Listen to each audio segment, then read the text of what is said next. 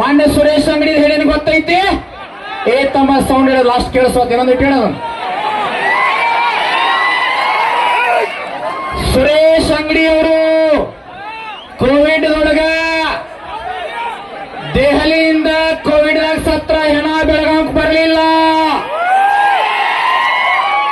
ನೀವು ಸತ್ರ ನಮ್ಮ ಜಿಲ್ಲಾದವ್ರು ನಾವ ಹೆಣ ಎತ್ತವ್ರದೀವಿ, ನಾವ ಮಾಲಿ ಹಾಕವ್ರದೀವಿ, ನಾವ ತಮಟಿ ಬಡಿಯವ್ರದೀವಿ.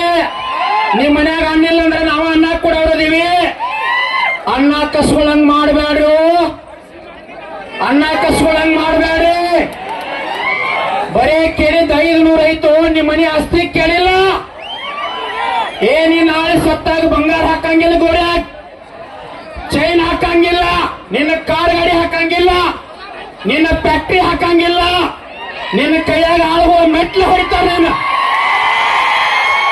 ಏನೋ 7 ದಿವಸ ನಾಚಿಕ್ ಬರಂಗಿಲ್ಲ, 7 ದಿನ ನಾಚಿಕ್ ಬರಂಗಿಲ್ಲ ರಾಜಕಾರಣಿಗಳಿಗೆ. 2 ಜನ ಸಚಿವರು ಅದೇ ಇಲ್ಲಿ ರಾಜ್ಯ ಗಡಗಡಗಳ ನಡಕ್ತಾವ. ತಾಕತ್ತಿದ್ರೆ ಮುಂದಿನ ಸಾರಿ ಆರಿಸ್ಬಾರ್ದು ನೋಡ್ತೀನಿ. ಏನು ರಾಜಕಾರಣ? ಸತ್ತು ಉಲ್ಟವೆಲ್ಲ ಮುಖಂಡ್ರ ಉಪವಾಸ 3-4 ಗಂಟೆ ಮಟ್ಟ ಯಾರೋ ಅನ್ನ ಹಾಕಾಕತ್ಯಾರ.